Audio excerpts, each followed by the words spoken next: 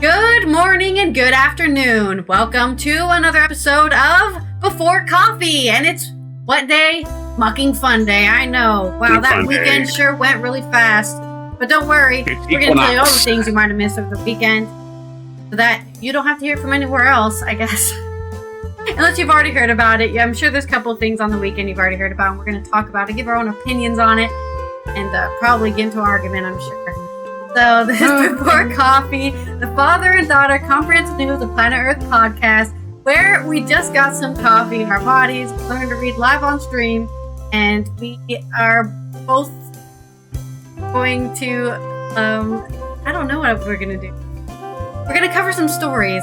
I don't know what else I was going to say. Go ahead, talk. It's Monday. We're going to argue and talk. And let's get into today's headlines for today's show. Screen's going to freeze up. That kind of stuff. All that stuff's going to happen. Yeah, technical difficulty. All right. Where did my...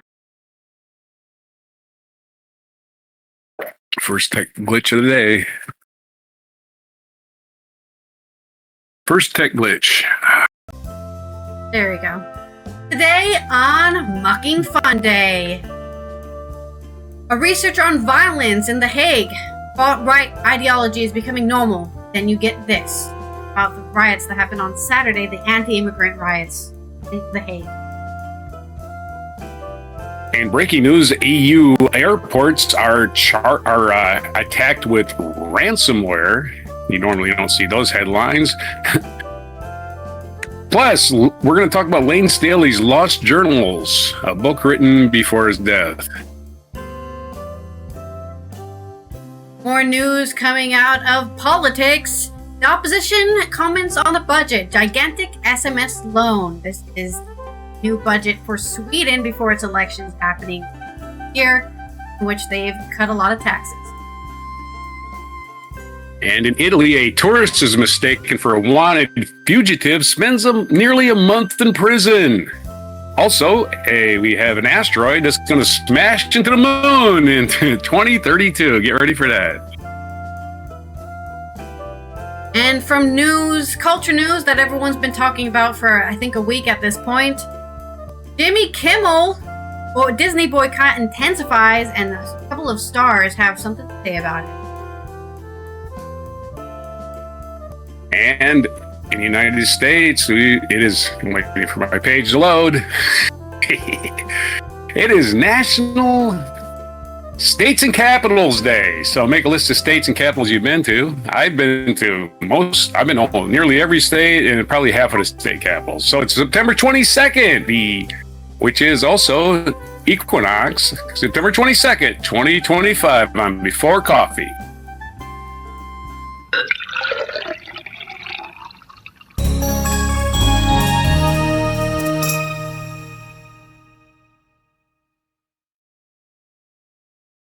It is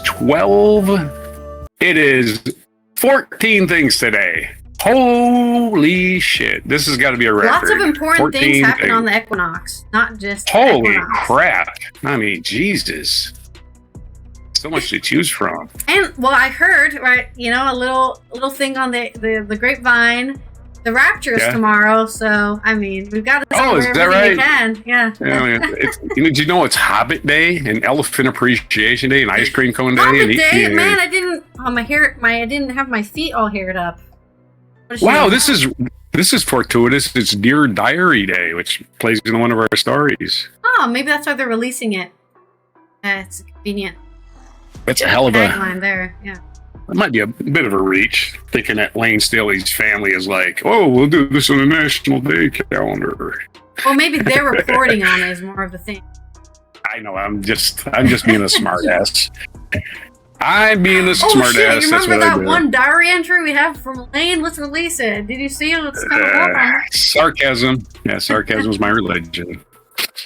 Well, unfortunately, you have to give me a bad pun, not sarcasm. That's easy enough. Which is going to be talking about the big news from the weekend, at least here in the Netherlands. He was on all of the news channels. For once, the Netherlands was talking about itself instead of about the United States, because there was a huge, what originally was supposed to be an anti-refugee, anti-immigrant protest in The Hague, which turned into setting a police car on fire and attacking B66 official office in The Hague. They're one of the parties here that are like the more liberal parties, right? And they're pro-immigrants, liberal policy. At a night out. So this is from Hague, Waltheory van Wezel. Waltheory. I don't know how to say that, and I don't think that's a Dutch name. Waltheory. I don't know. Waltheory van Wezel on the Volkskrant. Research, and this is coming from a researcher on violence in The Hague who says far-right ideology is becoming normal, and this is what happens. Was the outburst in The Hague an act of righteous hooliganism or a form of political violence? Professor Leon de Jonge, he sees evidence for the latter. This is proof of normalization of the far-right. I can't recall the far-right manifesting itself in the Netherlands in recent years in such a massive and public way as it did on Saturday, said Leonie de Jonge, had been researching right-wing extremist movements for years. According to the professor of political science at the University of Michigan, the violence in The Hague fits into an international trend, shows that supporters of the far-right manifesting themselves with the self-confidence. The taboo has truly disappeared. And then you get this. It's very worrying. What worries you most about what happened last weekend? The parent asks. It's important that much more research be conducted into exactly was there, what motivated them, and what they did. But I see the fact that so many people carry far-right symbols, and that so much violence is as evidence of the normalization of the far-right. Yet, the PVV and Forum for Democracy didn't speak on stage. They condemned the violence. How do you see their role now? The PVV, of course, is famously the current kind of party in power, even though they're not. They're in like a 4 or 5-way coalition, recently pulled out. And they are pro, Dutch nationalism, anti-immigrant, anti-refugee, all this stuff, right? They're the ones who are basically making the populist front of it's the immigrants' fault that our country sucks. The housing crisis caused by them and not our own bureaucracy and defunding of house development, which is what I recently learned is the actual cause of the housing crisis in the Netherlands. Right. They don't pay anybody to make houses. They don't make any. Anyways, that's just a simplification. Their setup this weekend fits in with how the parties have operated for years.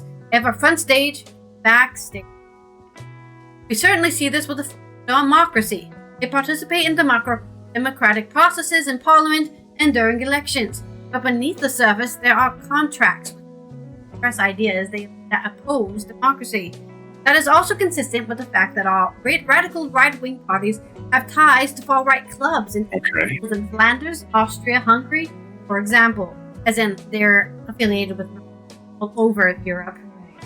But they're not saying those words, but that's what they're saying, right? They're affiliated with Nazis. Right now, we're in election season, and the front row is especially important, because many voters loathe to see people giving the Hitler salute, waving a prince's flag, or using violence. So those parties are distancing themselves, especially democracy, which is trying to move away from the extremist side of the party leader. Meanwhile, you see the FV flag being waved in front of D6 office, where the windows have just been smashed. So, yes, a bunch of people are waving the party form of democracy's flags in front of an attacked they attacked another what I consider the liberal party. Right, they're the progressives of Europe, and it's very suspicious, right, when your party flag is showing up where people are smashing the windows of another party. That's not very diplomatic. How do you see this violence fitting into the international developments of recent weeks? For example, the right-wing mega demonstration in Great Britain following the murder of Charlie Kirk, or the adopted motion by Forum for Democracy to designate a ban on Antifa as the terrorist organization following the U.S. example. Of course, everyone in The Hague probably laughed to this guy to his face. You want us to make Antifa, which is not an organization, a terrorist organization. Alright, dude. Mm-hmm. Although far-right groups are highly nationalistic, many do have an international network, especially since 2016 when Trump came to power. They have been exchanging ideas and strategies. So what's happening here is certainly inextricably linked to everything happening nationally. The broader pattern is the global rise and normalization of right-wing ideology and democracy. In the Netherlands, for example, there's a government in which the PVV participated, where the concepts like population replacement and re-immigration are increasingly embedded in politics. People who believe in population replacement are just racist, ethno-state racist, right? You believe that human beings, which all belong on this planet, by the way, certain ones don't belong somewhere, and that when they move in and replace you, they're gonna destroy your culture, and that's bad. By the way, I don't think it's bad. I think it synergizes into a new culture, which I love change, and I love, as a Pokemon and Digimon fan, I love when things change and become a new thing. But these people are like, no, we must stay the same. We must be always the same at all times, and if we change even a little bit, it's the end of the world. Guys. Right. Where was I? I lost where I was. Yes, population control. That's what it was. It is noticeable that the people who committed violence on Saturday are being referred to as football hooligans and rioters, even though it had nothing to do with football. Nobody was putting out a team, no, it's Ajax versus, I don't know, I can't think of another Dutch team. None of that was happening. It was all political flags, not sports flags. That's certainly striking. I also see it as a sharp contrast to the way Antifa was discussed last week. While Antifa is portrayed as a terrorist, perpetrators of Saturday's violence are being referred to as scum, idiots, and rioters. In some countries, there are strong ties between specific hooligans and the far right, but in the Netherlands, that connection is strong. Cough, cough. England famously during the 80s and 90s, or the post Thatcher era, a lot of white, I should say white, but a lot of English people were angry, and they thought, yet again, right, it was somebody else's to blame, not their own government. Turned to ethno-nationalism. In England, and English people are, white-skinned football fans, and they used football as like a tunnel in which to funnel more ethno-nationalist population. I wrote my bachelor's thesis about this. All football teams are completely all white. Right? Yeah, 100%.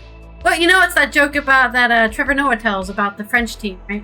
At one point, did the French team become French people? When they won the World Cup, all of those people from Algeria became French. Yeah, Algeria all of a sudden. Yeah, you're a citizen. Congratulations. We won the gold. We won the freaking World Cup. But she's reporting here Germans. That does not happen in the Netherlands as much. There's no indicator like of an ethno-nationalist thing tied to football. So they're trying to create this connection, which probably doesn't actually exist, in order to say these people aren't far-right extremists. No, they're just football fans that got tricked into being far-right extremists instead of people who are actually making the choice to be anti-immigrant. However, I also see the focus on the question of whether they are hooligans as part of an attempt to politicize the violence, as their actions have nothing to do with the content of the demonstration. But I've seen Hitler salutes. There has been targeted violence against that's simply politically motivated far-right violence. This isn't politically motivated. They attacked another party, but it's not politically. Please stop. But there's your... Wow. Because everyone's already been talking about the riots, the violence happened, people were harmed and injured. But I just wanted to look at this person who's actually studying far-right violence, seeing what their perspective on that is. Of course, Prime Minister Dick Schoof condemned these shocking and bizarre images of shameless violence, saying it was completely unacceptable and the work of idiots, yet again depoliticizing, right? Trying to depoliticize that this isn't probably coming out of his own party, maybe his own coalition, who are causing this violent, attacking Deep 66. I guess you consider the opposition. 30 people were arrested, 2 officers were injured, and a large group clashed with police, throwing rocks and bottles, smashing the windows of a police headquarters, Dutch police, tear gas, and a water cannon to disperse the violent anti-immigrant protesters, with 1,500 people blocking the highway crossing the city. So a lot of people wanted the highway, blocked the street. and lots of orange. Now, orange is the color of the royal family, the original royal family of the Netherlands. So it is considered a nationalistic color. So when you see a lot of orange, it's probably indicating sort of back to the good old days perspective, right? Fascist ideology of, we need to put everything back in our control to make the Netherlands better again. Family orange. Anyways, that's all I have to say. Got any puns about carrot heads or something? Like Hitler puns. Okay. What was Hitler's favorite video game? Minecraft? Yes, Minecraft. You got that one. Too easy. Okay. It's a very common joke. Minecraft. Yeah. Why did Hitler give up golf? I have no idea. He got getting stuck in the bunker. Here's another. I thought you were going to make a joke about it was like the Third Reich. We're going to make a joke about Nazis. I was going to go with my Nazi pun as in I did not see that coming, but I'm just going to do their Nazi puns. What do you call a homeless Hitler? Austrian?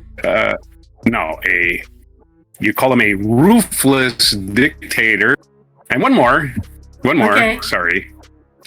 What grades did Hitler get in art school? F? Not C's. Oh! There you go. There's your terrible, awful, not puns. Those are some good ones, though. There were some good ones. Is America's favorite international game show gets started? We're going to call this international game show. Let's call it Armenia's favorite game show. So just some country that nobody has to look up on the map or something. Armenia, is that a country? Armenia. I know it is. I just think most people would have to look it up. Well, now it's time for me to be sarcastic because it's right next to Bulgaria. All right. Sarcasm. We've got two stories. We're going to talk about the most recent one first. We're going to talk about a cybersecurity attack on the airports in Europe. This is UnitedPressInternational.com, UPI.com, Paul Godfrey. Berlin Brandenburg International Airport in Berlin, Germany was among 4 airports across Europe working to restore normal operations on Monday in the wake of a malicious ransomware attack that crippled critical IT systems used to check in and board passengers. As a cyber attack that plunged air passengers into chaos stretched into a third day, so it's the third day of this, the European Union said Monday that wasn't an isolated incident and criminal gangs were using ransomware to disrupt airport IT around the world. Malicious ransomware is used to infect software using airport automatic check-in and boarding systems. The EU Agency for Cybersecurity told the BBC, although it made no mention of any ransom being demanded in exchange for unfreezing the systems, the gang behind the attack is as yet unidentified, as such groups usually demand payment in Bitcoin, which cannot be subsequently traced, which is a problem with Bitcoin, right? It's like, no thank you. I can't wait till that crashes and becomes useless.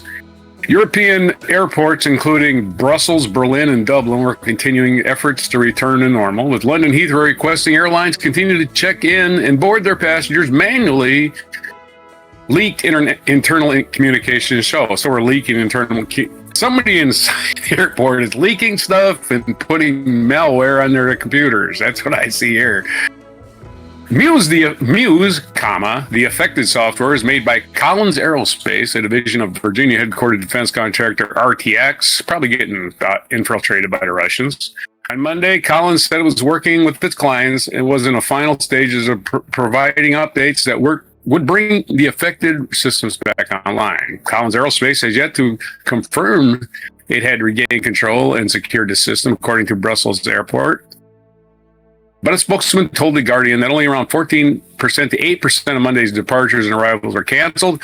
London Heathrow appeared to be faring slightly better, with the vast majority of flights at Heathrow operating as normal, though check-in and boarding at some flights may take slightly longer than usual, according to the spokesperson. The system is not owned or operated by Heathrow, so while we cannot resolve the IT issue directly, we are supporting airlines that have additional colleagues to the terminals to assist passengers, the spokesperson said. Share prices of European airlines, and we gotta see how this affects the rich people, apparently. Share prices of European airlines were down in the morning trade. International Airlines Group EasyJet and Wizz Air fell about 1%. Ireland's Ryanair was down 1.69%, extending a month-long slide in out-of-hours trading in the NASDAQ, where it has its primary listing. So UPI feels the need to inform the rich folks that they might lose money. On July 2024, a glitch with a cybersecurity software update from Texas-based CrowdStrike caused a global IT meltdown, grounding the thousands of flights due to issues with booking and online check-in systems. United Airlines, American Airlines, and Delta Airlines, which are your four biggest airlines in the United States, which probably all rely on the same system, grounded all flights globally. But over in Europe, Ryanair was also badly hit, while long lines formed at airports in Amsterdam, Berlin, Paris, Manchester, and all four of London airports. Airports and carriers in Asia were impacted. Emergency 911 call centers also went down in at least 3 U.S. states. That seems a little bit more important than people missing flights. But hey, let's just mention that casually at the end of the article. There was also disruption to train services. That's a problem. Logistics, hospitals, banks, and stock exchanges, as some TV networks were forced off air, unable to broadcast. I think I had that happened to my TV. I was sitting there watching a show, all of a sudden, boom, went black. And I was like, oh, what the hell? TV's broken? Nope. I changed channels. There was something on that channel. Go back to the other channel. Nothing. Blank. Like, all right, whatever. Maybe it's the sun. I don't know. Could have been the sun. Could have been a solar storm. But nope, apparently it was a hacker. So there's your story. First of two. So let's have some sarcasm. Or carsasm. Or anything. Well, I mean, it's a good thing you're retired, so you can't fix all these problems for everyone. That is true. I could have definitely gone online and fixed it all myself, because that's what I do. I'm just out here, just nothing to do. Hey, morons! Stop answering stupid emails at your job. If you weren't expecting an email, don't answer it. That's my thing. I mean, it's really weird how people are just clicking things. Yeah, maybe this is like what do I want to say? I feel like at some point we stopped having technology information classes. Like they just said, oh, everyone knows how to use that stuff now because we're born into it. And it's like, no, using technology is very similar to learning how to drive a car. Just because I was born, 50 years after cars were invented does not mean I know how to drive. Just because, a Gen Alpha or a Gen Z was born in the middle of the information age does not mean they know how to not avoid phishing and all that stuff. So hopefully we get that. Education is sadly the solution for all these things. So how to not get hacked.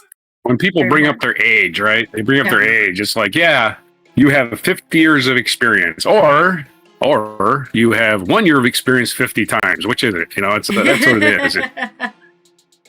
All right, next story. And the people that are 1 year of experience 50 times are never learning anything. So they're just kind of like going, oh, the way I was taught when I was 5, and I'll go with that. I'm sorry, the next story, we're going to talk about Lane Staley, one of your favorite singers, maybe your favorite. My favorite Alice in band. Chains singer. Alice in Chains. Mad season singer also. FloodMagazine.com has a story about a new book that was penned by Lane Staley, edited by his family, I imagine. Lane Staley's Lost Journals reopened in a new book called This Angry Pen of Mine. There you go. You know the name of it. Go out and buy it. Hopefully there's an audio book so I can read it. My eyes get tired these days. And even though my eye bubble is gone, it's still something there that's making it, squirrely. My vision is squirrely. Hopefully it's just floaters that are going away. But anyway, I hope there's an audio book. Alice in Chains frontman Lane Staley left this world on April 5th, 2002 at age 34, 8 years to the day that Kurt Cobain died. There was a void left unfilled. Yet beyond his visceral and vulnerable lyrics and enigmatic presence, there was more left unsaid and unshared by Staley than just unrealized songs. This Angry Pen of Mine, recovering the journals of Lane Staley, due out November 11th via Weldon Owen, offers a collection of Staley's personal poetry, Original artwork, handwritten lyrics, and musings. Well, I can't really audiobook artwork, so I'll probably have to get like the actual book. Never seen before photographs, fan art, and tributes, and more than helps reopen the life of the singer and songwriter. Assembled in collaboration with Staley's family, the book opens the pages of Staley's personal journals and delivers a more familial touch with a foreword written by his mother, Nancy McCallum, who was directly involved in the project. McCallum hopes the book will reveal the man she knew off stage, outside of his personal struggles and addictions. I hope this book gives you a glimpse of the son I knew, writes McCallum, the one beyond the headlines, the one with a beautiful, creative, happy soul.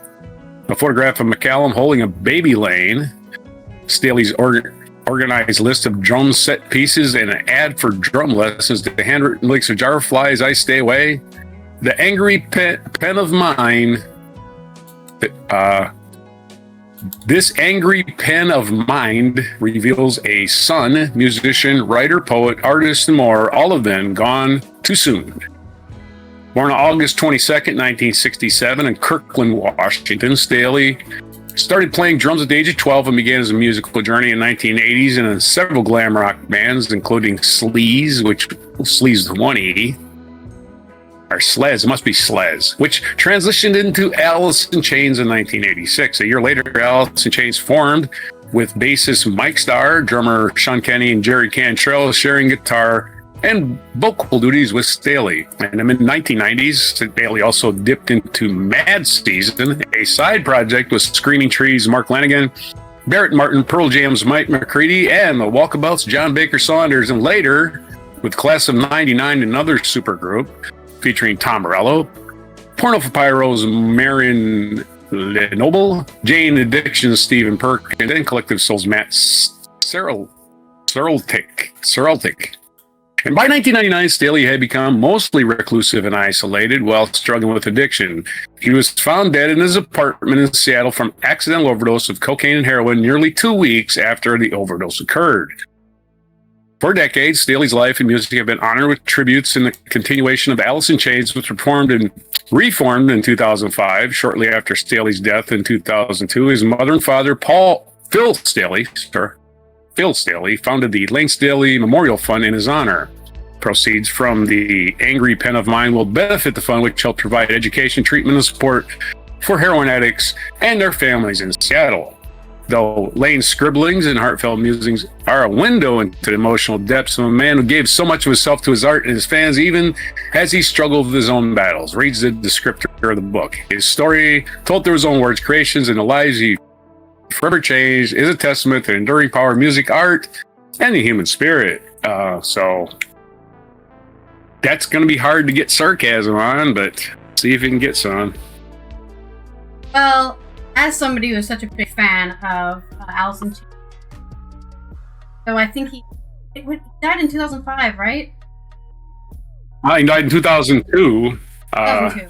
That was barely. I didn't know he was. I don't know the band really existed back then. I never really got to know Alice in Chains. Well, one of the formative members was.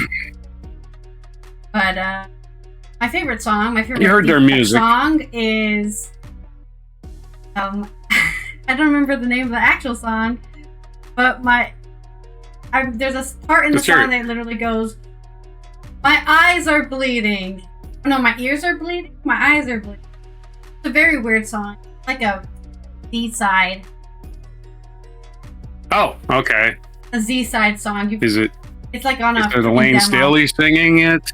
Yeah, it's him just like screaming into a mic and going, "Ah! Ah!" like literally that. Like you can't even hear what he's saying because he's. Of course, Alice in Chains still belongs in the Rock and Roll Hall of Fame. Still not there. Soundgarden's in. Pearl Jam's in. Nirvana's in. Maybe it's because they made an album Chains. recently. Stop making. That's lame because Foo Fighters are already in. So. Well, there you go. That's not the basis of it. The basis of it is superstition. Wow, it would be a shame if Alice in Chains was in the Rock and Roll Hall of Fame. with Madonna. Yeah, it would really be a shame there. you'd have to recognize the grunge band that existed pre-grunge and basically everybody else wanted to frickin' be. But yeah, you know, whatever. Let's ignore the real frickin' stars of the Seattle grunge movement forever. Way to go, Rock and Roll Hall of Fame. Yeah, he had the anti-war song with Bruce. Yeah, right. There's no anti-war groups in the Hall of Fame. I'm just making up a reason. I don't know why they. I know you're making sarcastic. I know, and I'm making sarcastic. I'm sarcasm to your sarcasm. Hypothetical is our next segue. Hypothetical, I gotta come with. Alrighty. Well, yeah. Which is going hypothetical hyperbole. Hypothetical hyperbole? Yeah, that's what I'm gonna do. The story is about more politics, but this time in Sweden, as they're doing a budget for 6, which is probably going to decide an election. Maybe, who knows? This is by Aftonbladet, Swedish paper. See. And it says photos 5, isn't it?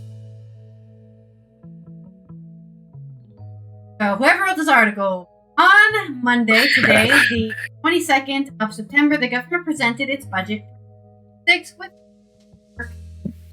Swedish owner 80 billion taxes. The opposition is harsh in its comments on the budget, as opposition always is, right? We could have done it better. This is a last-minute panic budget, said Martin Adhall, the center's fiscal policy spokesman. And there are 6 taxes being reduced. The center is the first to comment on the government's budget, which is considered a full election fraud ahead of the next election. Hall comes out strongly when he welcomes the audience at the press conference, says that this is probably the current government's last budget while. Then wished everyone good luck, considering how bad it looks. Center fiscal policies as the center fiscal person.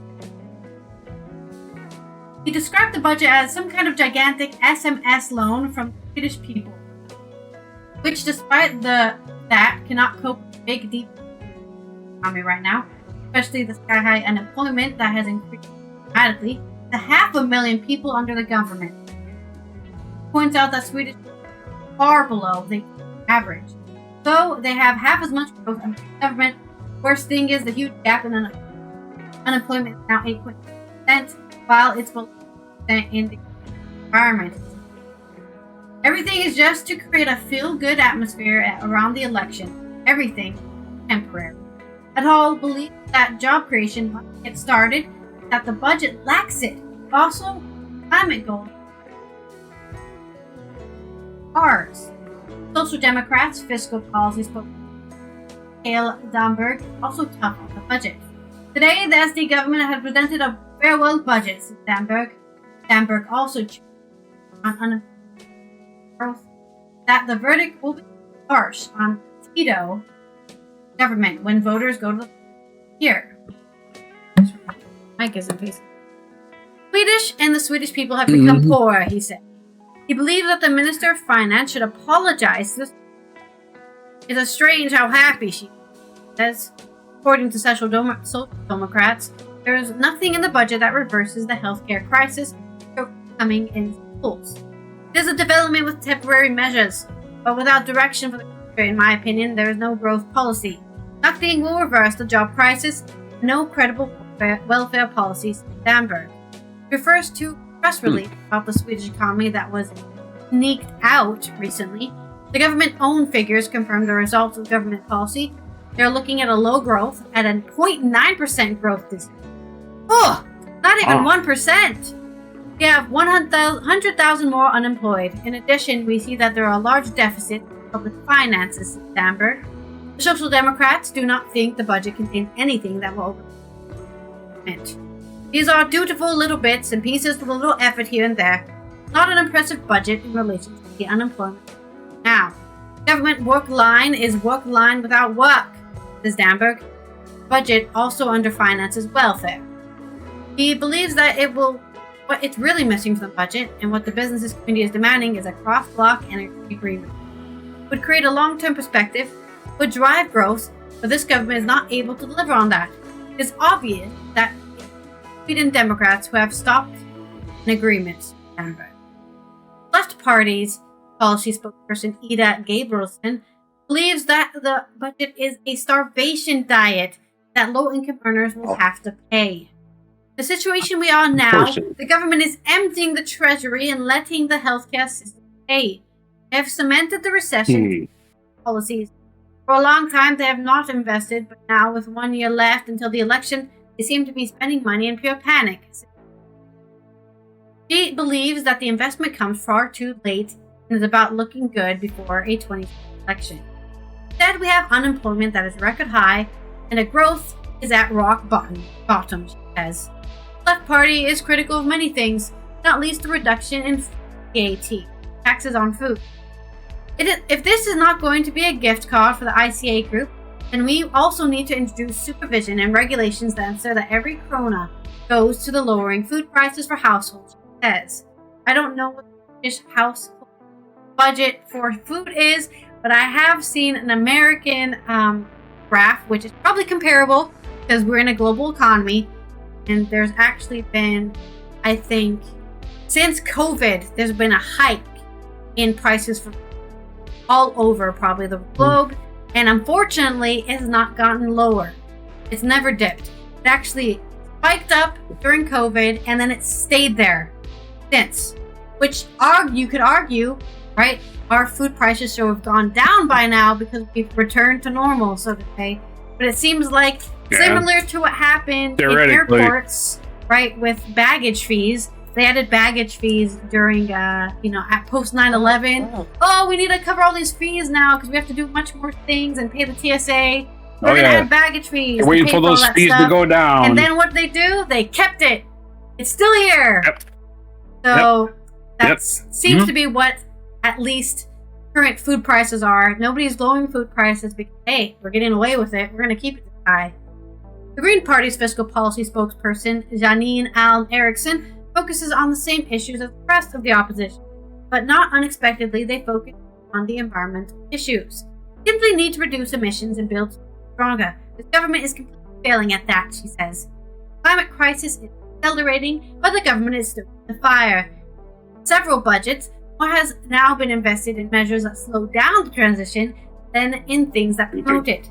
They have to put a stop to the expansion of wind power. They have made it more expensive for ordinary people to switch to electric cars. They have forced cuts to public transport around the country and have greatly reduced forest protection, says Eriksson. He also focuses on ensuring that the tax cuts in the budget benefit the party earn the most. Here in Sweden, Swedish families are left behind with the government and the Democrats choose to lower taxes for those who have the most. So, classic cuts on taxes for the rich.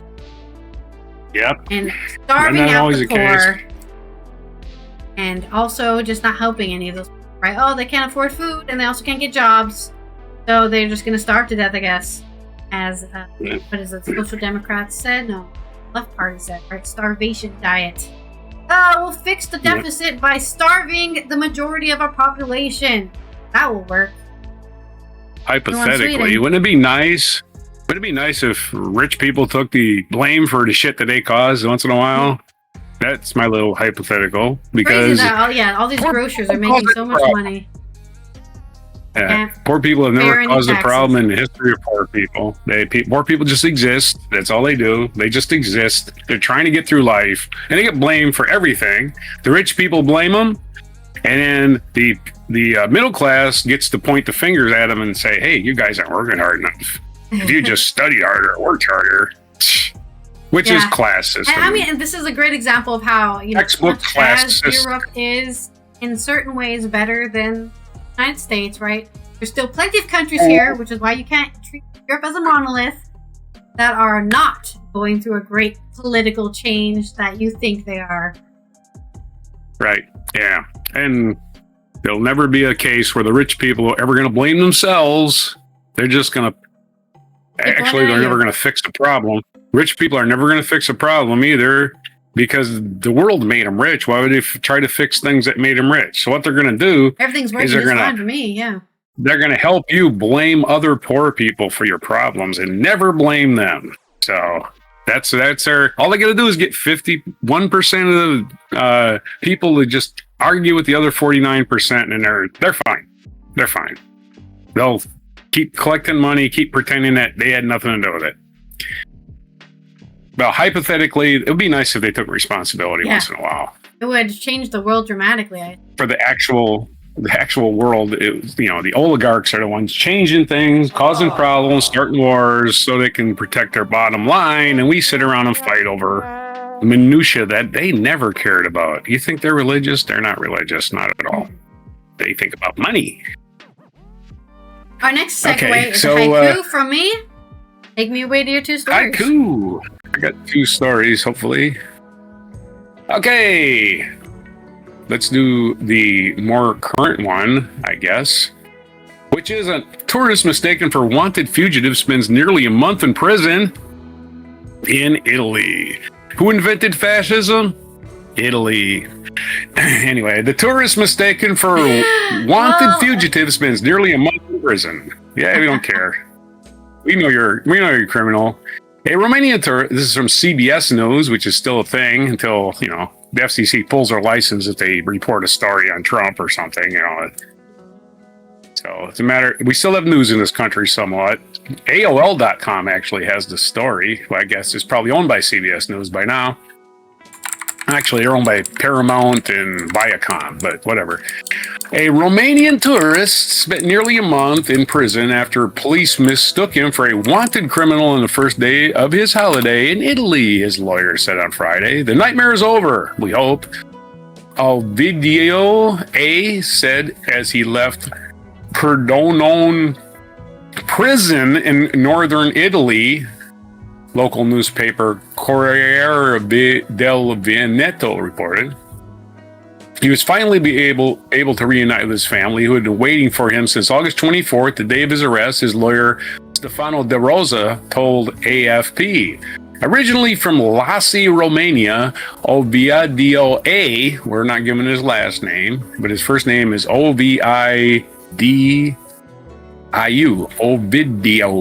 Ovidio, had come to spend a few days with his family in Carol, near Venice. He would soon find out he shares a name with a wanted Romanian criminal previously sentenced to 2 years in prison in Italy for aggravated theft. The name, registered in a hotel upon arrival, triggered an alert, and the tourist was arrested by the Carabinieri,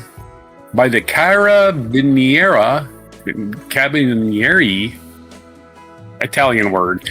Must mean police, right? At his first breakfast.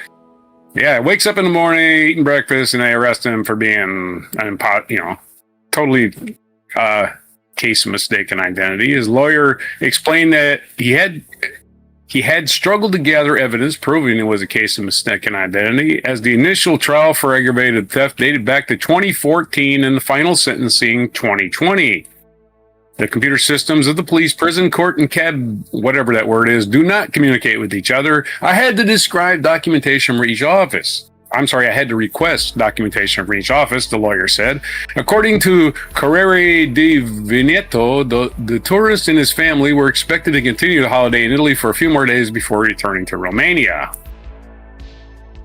He's decided to enjoy at least a few days on the beach, which had been his goal, the newspaper reported. The damage was enormous, but he faced it with great dignity and calm, said his lawyer.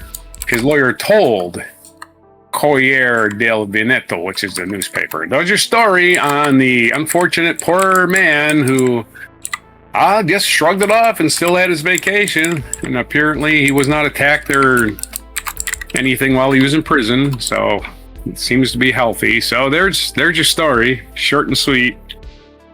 Italian government spending a month trying to figure out, hey, we got the wrong guy.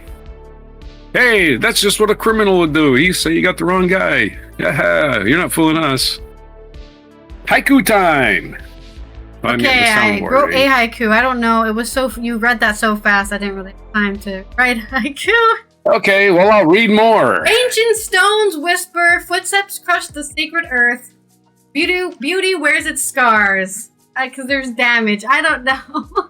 You need to slow down when you read short stories, man. For haiku. I can do more. I can read more of it. Oh, you didn't even read the whole thing? Okay, well, just no, that was the whole thing, but I could have read the credits and stuff. Next story.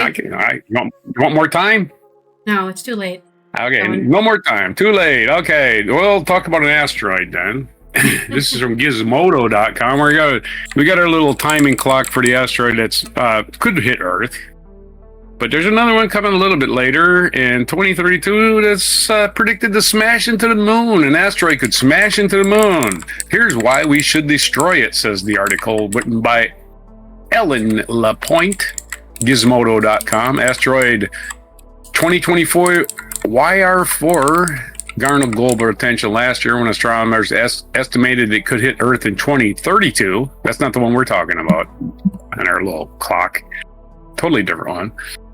Though they have since ruled out that possibility, this large space rock still has a 4% chance of smashing into the moon. Those are pretty slim odds, but on the off chance the 2024 YR4 does not end up on a collision course with the moon, the scientific community needs to be prepared. Oh, it is the same. It is the same as asteroid. Astronomers have found evidence to suggest that a lunar impact could eject an enormous amount of micrometeoroid debris into the low Earth orbit, potentially endangering spacecraft and astronauts aboard the International Space Station. We're of course thinking that an International Space Station is going to be there in 7 years. A new study by researchers from NASA and several other U.S. institutions lays out our options for avoiding the worst-case scenario in the paper submitted to the Journal of Astronautical Sciences for peer review and made available on the preprint server ARXIV. The authors assess multiple strategies for deflecting or destroying the asteroid before it can slam into the lunar surface. Their conclusion: it looks like blowing it up would be our best bet. Okay. Detonation is not typically the preferred strategy. Deflecting 2024 YR4 would ensure that no part of it could be impact on the moon or Earth, whereas detonating it could turn one large predictable threat into numerous smaller unpredictable ones. All this said, for deflection to work, it has to be done perfectly, and that's not a simple task given how little we know about the asteroid in the short amount of time afforded to us. NASA demonstrates its kinetic impactor deflection technique in 2022 when DART mission, which is an acronym for Double Asteroid Redirection Test, Double Asteroid Redirection Test, or DART, rammed into the asteroid moonlet Dimorphos to change the trajectory of its orbit, a larger asteroid called Didymos. The mission succeeded. Asteroid deflection is easier said than done. To do this accurately, astronomers need to know how much 2024 YR4 weighs to calculate the amount of energy required to alter its trajectory. This is a difficult estimate with any degree of certainty. The James Webb Space Telescope measured the asteroid's diameter in March, finding it to be 197 feet wide, but to calculate its mass, astronomers would need to know its density, and they don't currently have a clear understanding of 2024 YR4's composition. According to research, the asteroid mass could range from 74 million pounds to over 2 billion pounds. That's a big range. This equates an enormous amount of uncertainty around how much energy it would take to nudge 2024 YR4 off course. Getting this wrong could have serious consequences, potentially deflecting the asteroid towards Earth instead. Not a good plan. NASA could launch a reconnaissance mission to refine estimations of 2024 YR4's mass, but the best time to do this would be in 2028. That only gives the agency 3 years to develop a mission and unprecedentedly tight time frame. As such, researchers concluded that deflection missions are impractical for preventing lunar impact. The case for destruction. In light of these challenges, destroying the asteroid appears to be the more viable option, according to the researchers. They outline a couple of different ways NASA could go about this. The first is a robust kinetic disruption mission. This would be similar to NASA's DART mission, but instead of nudging the asteroid off course, the spacecraft would aim to break it apart. Unlike the Dart-style impact, kinetic disruption has never been tested before. However, NASA would have a reasonable amount of time to develop this mission, as the next available launch window is open between April 2030 and April 2032, according to the researchers. Alternatively, NASA could just nuke it. Yes, really. That would involve detonating a nuclear device on, near, or beneath the surface of 2024 YR4 and break it into pieces. This hasn't been tested before either, but it's theoretically possible. The researchers state that the next available launch window for such a mission between late 2029 and late 2031. We still have 7 years before 2024 YR4 makes it close approach, and it will most likely pass safely by the moon. Even so, the asteroid offers scientists a rare opportunity to test and refine strategies for preventing impacts on Earth and its natural satellite, ensuring we are prepared to protect our home if the need arises. Hopefully, we have enough time for a haiku, because that's the end of the story. Yes, about we do. The moon getting and also, smacked with an asteroid. yeah, I'm hoping this doesn't happen. A little bit of a panic, it would ruin tea evening time. Sky. A shadow breaks the stillness. Moon's face fractured. Sighs. Because I can't do anything about it. I'm just a human being. I don't have a NASA or the European Space Agency or China or India has one. You know, Russia I think has one. I'm not any of these. I'm not a country. I'm done. I'm just gonna be looking at right when on. the moon was not in fragments. That's what I'm gonna be saying. On the bright side, when the moon hits your eye like a big pizza pie, it'll actually it's be hitting your eye. Basically. When the moon hits your eye like a rock throwing guy or something, I don't know. Okay, enough Next. of that. Yeah. You're banned. Enough of that. Let's get our next segment. That's enough. Silliness. All right. Let's get my spin. I could see that you were struggling, so I needed to help you there. Hey. The dad joke just wasn't coming. Ah. Tell me what the segue was. It was alliteration headline for my culture news, which we're going to talk about something everyone's probably been hurrying about this entire week. Your entire weekend, for sure. When I've been doom scrolling through my threads just constantly, I'm boycotting Disney. So last week's news is today's news for any updates on it. Because I know people are already talking about the Rapture news, so we've already gone over it, right? Jimmy Kimmel! Show canceled after probably 30 years of being on television. Not the show itself, but like he's been on television since the 90s. Which means there's an entire, of people who've probably had a very, very stable job just canceled. And a lot of people are starting to boycott Disney because ABC is owned by Disney and they're the ones who canceled the show. Including their Disney Plus and Hulu and ESPN, all these things that are connected with Disney. They're canceling all of their streamers. Some by David Norquand on Euronews Culture. Marvel regulars Mark Ruffalo, Pedro Pascal, Marisa Tomei, and Tatiana Maslany, as well as former Disney CEO Michael Eisner, are the latest of big names attached to Disney to speak against Jimmy Kimmel's suspension. This comes amid calls to boycott Disney and cancel subscriptions to affiliates. Convicted felon Trump paid tribute to Charlie Kirk at a right-wing activist memorial service yesterday, on the 21st of September, posthumously awarding Kirk the Presidential Medal of Freedom and using his speech to take an aim at his political opponents. Amid concerns that Trump and his base were politicized. Concerns? It's a reality that he's politicizing the death of Kirk. The U.S. president and convict-in-chief doubled down and took time to slam the backlash against the cancellation of Jimmy Kimmel's live during a service in Glendale Stadium. Like, dude, decorum. Zero decorum from politicians. They just completely lost the plot. That's not what you're supposed to be doing with your time and your life and thinking about it. Talking about this guy. Yeah, whatever. Anyways, as alarming as these comments are coming from the leader of the free world, that's in quotations, they are not surprising coming from the clown, who has repeatedly gloated over the cancellation of Jimmy Kimmel's show for comments the late-night host made about Kirk's nation. During his show, Kimmel criticized what he called the MAGA gang for desperately trying to characterize this kid who murdered Charlie Kirk as anything other than one of them, and doing everything they can to score political points from it. That's right, the person who committed the murder was indeed a far-right, even more far-right than Kirk. But don't tell anybody else that.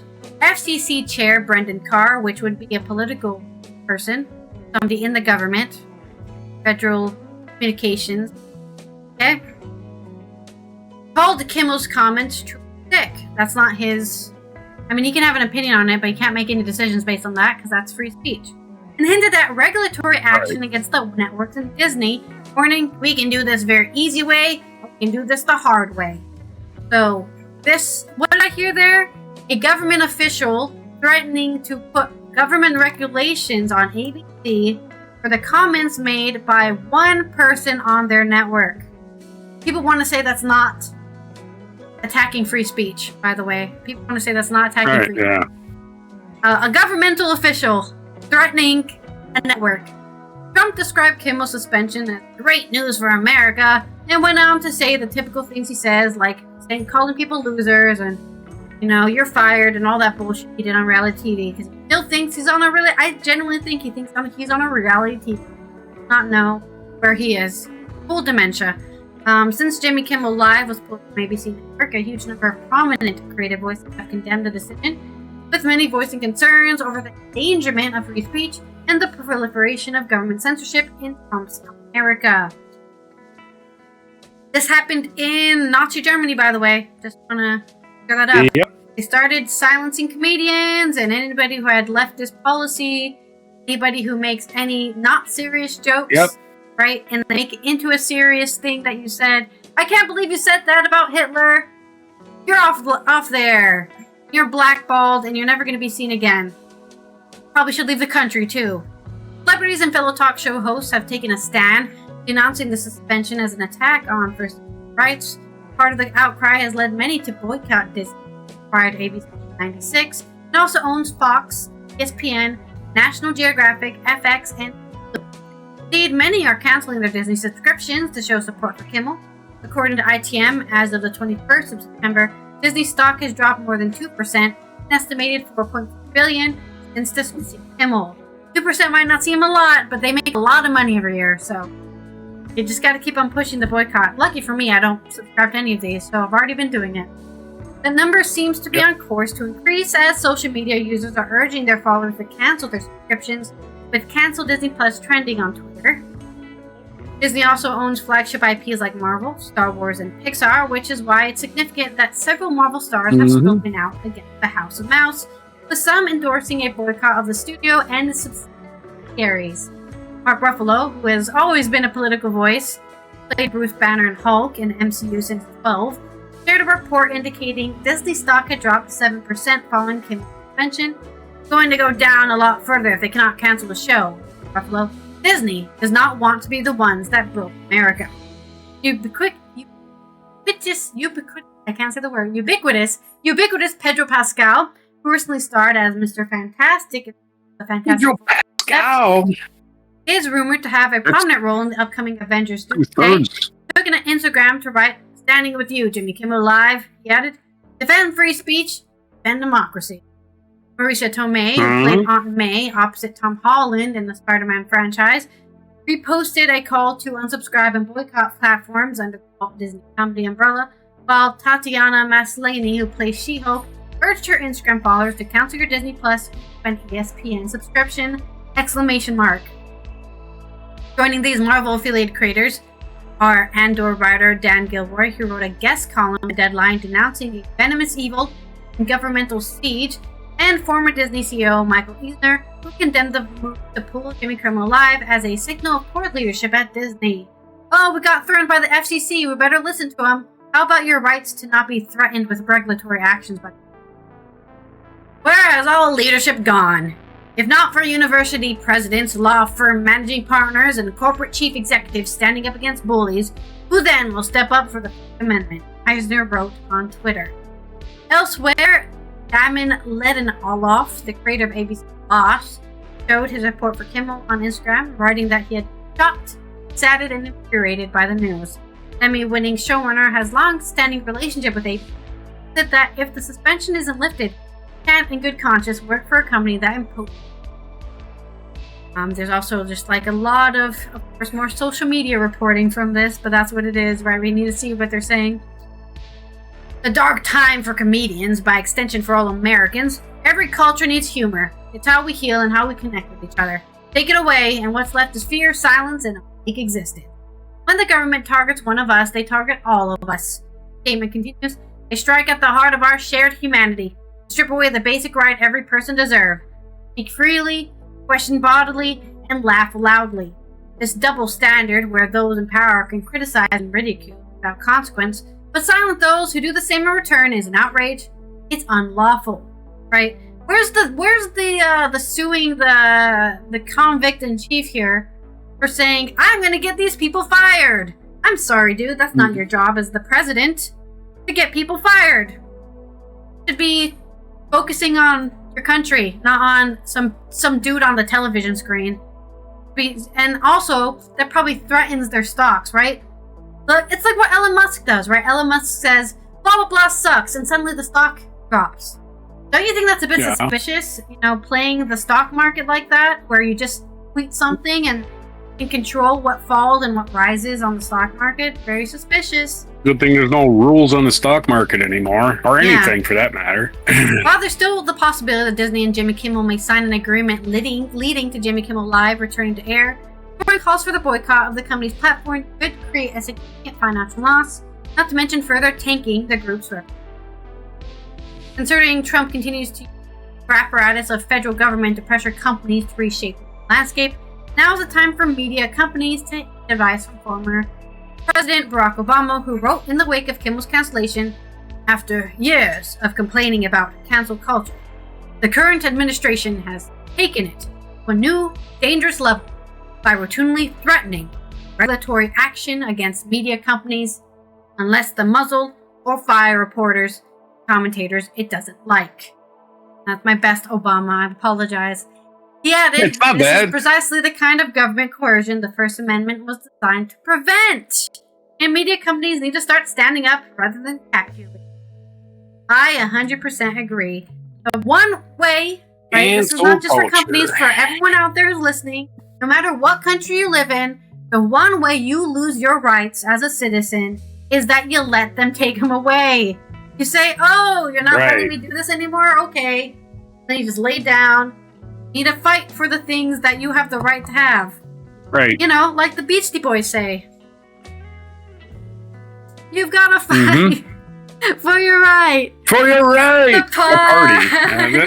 It's not exactly a right, is it? Segue. Not in the Constitution. That's not in the Constitution. But you should still fight for it.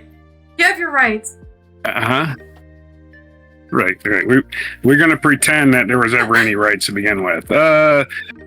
My headlines go like this. My first one was, Doormat Disney delivers dishonest decision, deep-throating Diaper Donnie.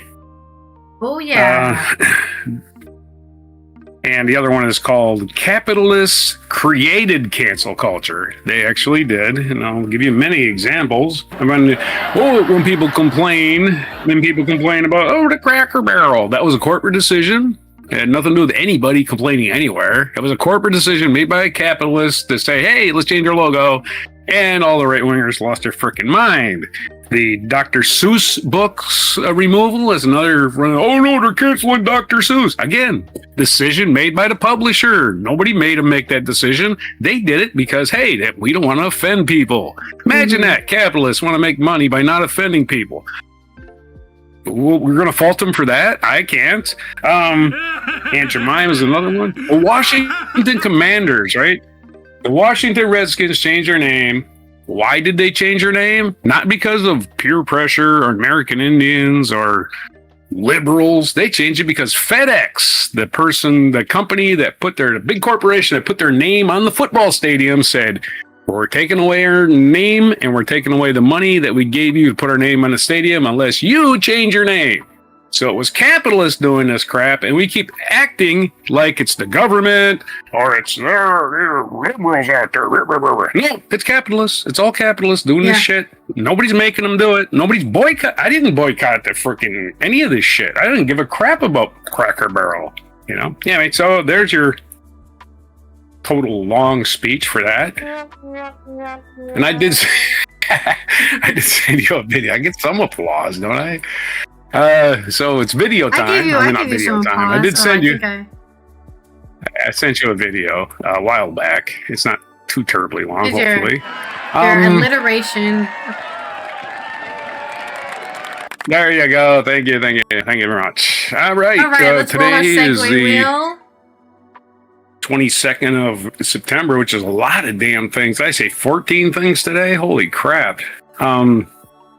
Definitely going to have an ad break in the middle of it, I can tell you that much. I think I got a alliteration headline now. Alliteration headline for the year 530. I'm going to give you three for three different things I decide to do, and three. It's entirely up to you. So you can do 3, you can do 1, you can do 10. On year 530, Pope, and those are only 3 choices. No, I'm just kidding. 530, and this day, September 22nd, Pope Felix IV died, having named Boniface II as his successor. I didn't know you got to do that. 1609, Spain's Philip III issued a royal order for deportation of the Moriscos, or the Christians of Moorish ancestry. Oh, the black people gotta go. That's what he was doing. All right, got it. 1692, and what was the racist thing? It's it's the Moorish, the Moriscos. Oh, they're Christians, but golly, look at their skin.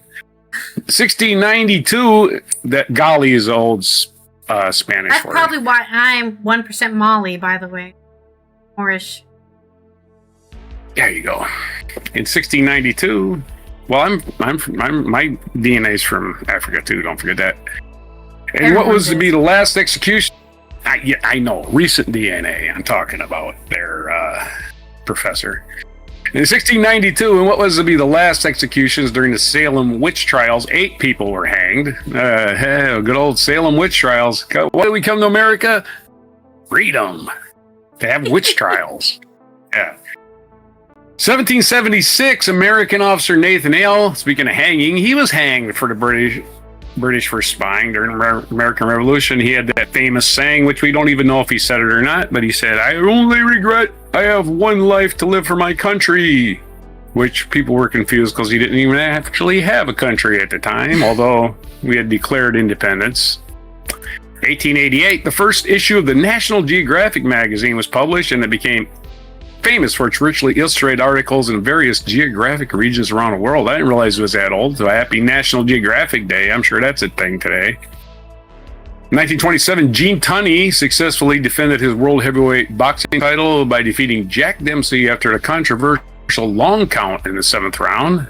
In other words, Gene Tunney was laying on the canvas, and the referee, instead of starting counting the 10 while he was laying there, he pushed Jack Dempsey into his corner and then started to count later and allowed Tunney to get up.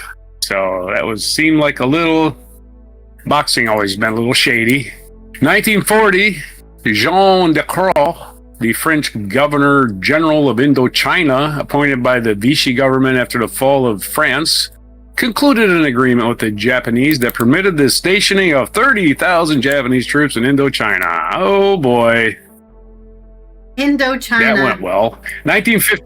That really went well. Way to go, French. That was really stupid. 1958, Italian opera tenor Andrea Bocelli was born. He was noted for his unique blend of opera and pop music. 1980, the Iran-Iraq War began. The Iraqi armed forces invaded the western Iran along the country's joint border. Fighting continued until 1988, and a formal peace agreement was signed in 1990, just in time for Saddam Hussein to invade Kuwait and all kinds of fucking shit that the United States got involved in ever since 1990, 91. That was it. We never pulled out of Iraq until probably still there. Just a misadventure all around. 1989, American composer Irving Berlin died in New York City. Perhaps the greatest and most endearing American songwriters. During American song, perhaps. The greatest and most enduring of American songwriters. Perhaps. I don't know a lot of his songs, so we could put that. I mean, I think he wrote Yankee Doodle Dandy or something like that. And he wrote a couple. I think he wrote one of the America the Beautiful, God Bless America, one of them fucking songs that everybody just gets all choked up about. Irving Berlin. Great songwriter. I'm not even going to contend he was the greatest or most enduring or anything of that sort because that's silliness. 1994, the first episode of Friends aired on NBC, and the show became one of the most popular sitcoms in the United States. 1999, the drama series, The West Wing, which was created by Aaron Sorkin, debuted on American television and enjoyed high ratings with its depiction of the inner workings of an administration of fictional U.S. president. Never liked the show. I hate all political shows. I hate them all. They're just tiresome. They're tiresome. It's like us against them, us against them, us against them all day long. And everybody's dishonest. Everybody's lying. Everybody's sleeping around. Oh boy. It's like, I just don't. To me, political dramas, you can take them and stuff them. They're just boring to me. Just boring. Anybody who likes that stuff is boring to me too. It's like, this is boring. Something needs to happen in this movie. It's just boring. 2002, hundreds of thousands of rural protesters converged on London to demonstrate in favor of fox hunting, which 2 years later, House of Commons banned in England. Good for them, House of Commons, banning fox hunting. We don't have any wildlife in England, and you're killing what we actually still have. If you want to kill foxes, you get a permit. That? We don't need animals, just humans everywhere. Yeah. Well, because most of England the island of England is populated by sheep. It's like there's probably, like a lot of, territories that don't have a lot of people. But amazingly, they decided that sheep were better citizens than Scots people, and they shipped them all away and ran sheep everywhere. And now it's like, we got to kill all the foxes. We got rid of the Scots. Now let's get rid of foxes too. God Bless America and White Christmas were written by Irving Berlin, if she recalls correctly. God Bless America. Yeah, probably. Yeah. You wrote a lot of standards, but I'm just saying I would take probably 20 or 30 songwriters over Irving Berlin. I'm sorry. It was a lot of patriotic pap. I was like, I got to cheer for this fascist country that's suppressing all of its citizens. Yay! Not me. I can still write a song celebrating it. That's free speech. 2015 was a sad day as American baseball player manager Yogi Berra, the subject of our mic drop, who won a record 10 World Series, while a catcher with the New York Yankees and was known for his unintentionally amusing non sequiturs, died at the age of 90. Yeah. Yogi Berra, one of the greats of talking. Also a great baseball player and a catcher. And again, 10 World Series. I'm just saying. And it wasn't like he was just there at the World Series. He, I think, has the highest batting average in the history of World Series, minimum plate appearances. So he wasn't just there riding the bench, watching the game. He was kicking ass and taking names, as they say. Featured event 1980, Solidarity formed. Yeah, one of the people actually put the end to the Soviet Union was a guy named Lech Walesa. Solidarity, he was the head of the Polish trade union and political party that became a hotbed of resistance to Soviet control. It was founded this day in 1980 when the delegates of 36 unions met and united under the leadership of Lech Walesa, who later became the leader of Poland. He was elected the leader. So happy anniversary to Poland turning on the Soviets. And this Poland, the country that really wants to be a country, leave them the fuck alone. 45 years ago, they said F you to, I guess it was Gorbachev at the time, right? 1791. Or something. Unless they do a war crime. Right, I don't support them anymore. But until they do that... Well, the labor unions... Well, the problem with the Soviet Union, it was supposedly started as a workers' party, right? Yes, you're right. I don't think we can all get behind... My history I think we can all get behind... Right. But I think we can all get behind workers having rights. The problem with that is Stalin. Stalin turned it into a dictatorship and said, fuck everybody who's against me, and it just went on that. It was Lenin who really got it started. Till the 80s. Yeah. And his ideology Lenin died early on. Completely bastardized. He died early on. Completely that's not what it originally was, right? No longer resembled what it started as. And you get what kind of happened into the labor unions in the United States is that the leaders became too powerful and they were in bed with the mob, which didn't help. So it was easy to disrupt what they were doing. Anyway, solidarity formed on this day, which is a very useful thing in ending the Soviet Union. A feature biography is Michael Faraday. If you've never heard of a Faraday cage, we were talking about it earlier. It's your microwave oven if you have one. It's a Faraday cage. It's like a cage, and it keeps all the radio waves inside the cage. They bounce around inside there and never escape. And that's why you don't have getting reflected back. Poisoning or something. That's why you don't put microwave. That's why you don't put metal in the microwave, because it's just going to make its own Faraday cage and prevent it from being heated and cause a fire crash. Very specific, though. It's not all metal. It's technically ionic metal, right? You can put a fork in there. The fork will just get really, really hot. Right. Michael Faraday, he was born his birthday. Everything that reflects RF, which is radio frequencies, which is what's bouncing around inside your arm. Do not put aluminum foil. Yeah. Anything does not absorb radio waves, you should not put in your microwave. So Michael Faraday was born on this day, September 22nd, 1791, in either Newington or London. Nobody's not sure. They know what day, but they don't know where. That's interesting. August 25th, 1867, he died in Richmond upon the Thames, which I've been to. We went to the Thames there. Remember, we first got to London and we parked somewhere, and I said, "Hey, Pete Townsend used to live here." I really want to go look at it, so you just got out. We parked somewhere like in northern. Yeah, we went to Richmond on the Thames, right? And I went for a little hike on the river, and you guys walked around or something. I don't know what you guys doing. We went to a Nando's. Because I'd never been to Nando's. I'm like, I'm going to see if we can go there for lunch, because I've never been to one. We found one. It was good. So you remember it. So yeah, I remember. I remember because it was my first Nando's.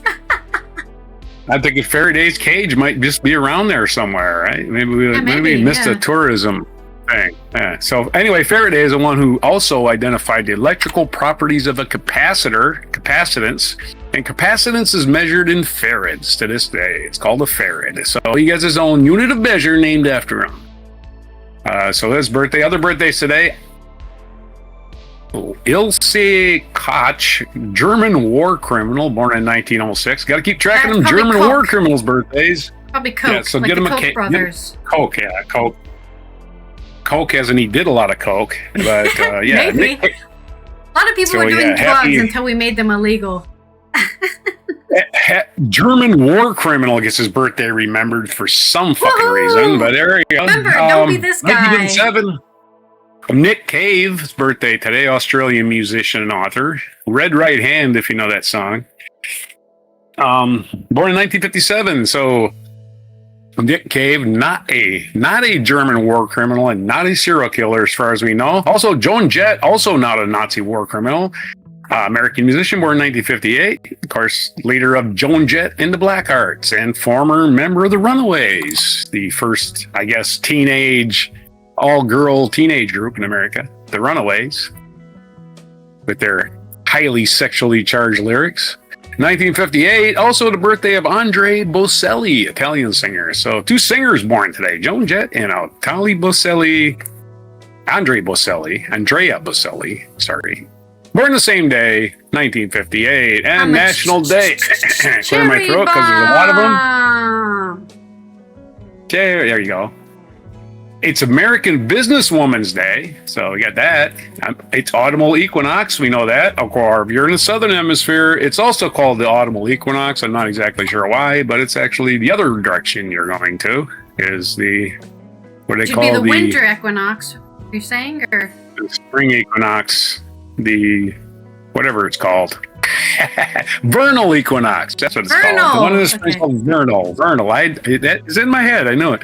It's also car-free day. It's not free car day, unfortunately. It's car-free. It means there like goes my. I was gonna take bike. out car insurance so I could use that as a stock option or some shit. I don't know. Right, yeah. Car-free day. Walk wherever you're going. Take the bike or the train or the bus or whatever. No cars. Don't even get in a car. Your ride. Somebody tells you wants to give you a ride. Tell them to fuck off. I'm walking. Be nice about it. Dear Diary Day, which is calling back we said this earlier, maybe a coincidence that Lane Staley's diary is being released. It's National Elephant Appreciation Day, so appreciate them just for the elephants. It's Hobbit Day, of course. It's Hobbit Day, believe it or not. National Ice Cream Cone Day. If you're 100 years old, it's your day. It's National Centenarians Day. Of course, Bilbo was famously 111 years old. There you go. And National White Chocolate Day. So if you like chocolate that doesn't taste like chocolate, white chocolate, there you go. Disgusting stuff, like wax. National Girls' Night Out. Okay. National Family Day. On a Monday? National Online Recovery Day. Make sure National you back Brown up your Butter files Day. Into the cloud National or whatever. Brown Butter Day. National States and Capitals Day. So those are all your days, your mispronunciation, your haikus, your puns for September 22nd, 2025 on Before Brown Butter. Pee your pants, it looks like. Yeah, just about. Well, you want to take a break right now? I mean, you can go during this outro, and I'll do this little outro here. Okay. Oh, God, it's dark. Go. The sun is too strong. Let me open my curtains to try to equalize here. There we go. The sun is against me. I have a lot of alliterations here, so hopefully he'll come back from his bathroom break. You can see him rocking back and forth. I feel like you should just take a bathroom break during my story. Let me see if there's any international... I don't think there are. No, there aren't. But for anybody who wasn't here on Friday, because I did not post the edit of Friday's episode, we did live stream it, but no, I didn't post the actual edit. Saturday was World Cleanup Day, so all about making sure you don't leave that trash in the water. There's so much plastic running around in the water. And Sunday was International Day of Peace, which of course is in the name. Stop starting wars over things that don't matter, no one cares about.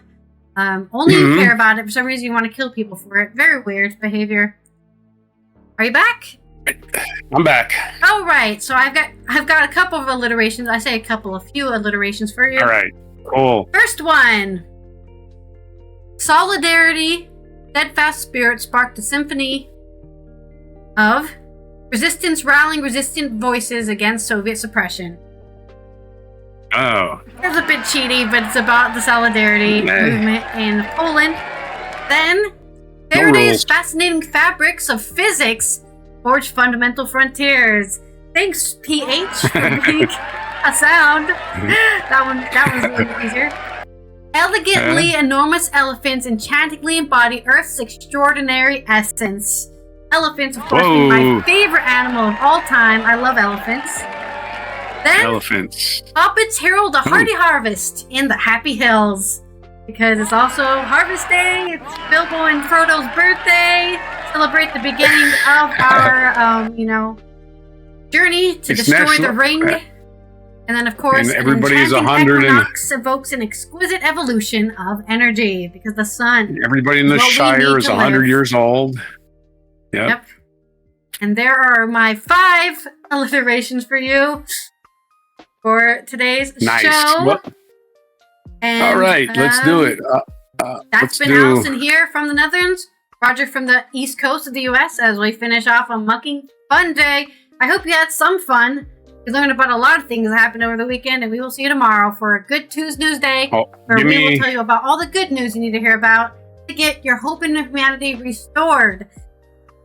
If you would like to support the channel, check out our Patreon. You can get some exclusive stuff on there. And also, you can support us monetarily. If you don't want to do that, you can go ahead and follow, subscribe. Please subscribe to the YouTube channel so more people can yes, through the algorithm and like the video as well. That all of that stuff helps you to know that people like watching our channel. Yep. And here is our mic drop moment. Right on. And what did you send me here? I didn't look at it at all. Features the four Baseball. Yogi Berra. living baseball players. Hank It's about Aaron, Yogi. Yogiisms. Sandy Koufax, and Willie Mays. Wow, this is They're some all good footage. absolutely amazing Like players recent in their I own know. right. But Right. This is in the room sitting next to this is my a grandfather, documentary Yogi Berra. And trailer. I'm thinking, wait a second. He's got more MVPs than any But of like these it's a guys. recent, it must be He's a won recent more World documentary. Series rings than all four of them combined. And I Wow. looked at him and I said, "Are you dead?" And he said, "Not yet." Not Yogi. yet. One of the greatest World Series resumes of any player ever. Hey, he got it Look at done. all his Wow. rings, man. Because he had all the That's a And lot World of Series. rings. Figure that was That's a crazy photo. There's no Jackie without the acceptance of Yogi Berra. When Yogi comes to the team, they say he doesn't look like a Yankee. He wasn't And this is how you 6'3" become really popular. You with become an blonde hair. image. Everything about him was An kind of undying funny. image. He was a character. Mm-hmm. He was made fun of in the New York press. Oh yeah. But that sort of The became who caricatures. Yogi Berra was, this funny little guy. I don't think Yogi liked it too much. Yogi Berra was Yogiisms. made Let's after talk Yogi about the Berra. Yogiisms. He said nobody goes to that restaurant Yo- anymore. It's too crowded. When you get to a fork in the Yeah, road, there was no Yogi Berra When you before get to Yogi. a fork in the road, Till take it's it. over. It makes a lot Oh, of sense. really? He's famous for that one. That Ain't over personality till of it's his over. actually served to take away from his legacy. I really didn't as say a everything I baseball player. said. It always felt wrong. It's not fair to him. He's just a gentle, kind soul. He was loved by so many people in this country. Total respect for Yogi. That's great. A guy that everybody He loved. seemed not like a really because nice he was guy. cute You know, and somebody who funny, actually it's deserves because the he was praise, good right? and he was real. He was the most overlooked superstar in the history of baseball.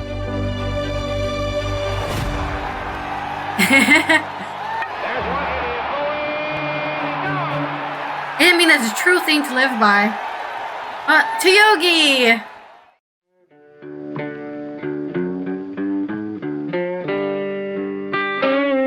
Be sure to hit the like, subscribe, and notify buttons, and follow our other channels, Toxic Alley, History of Gravy, and Scratchy Old Records.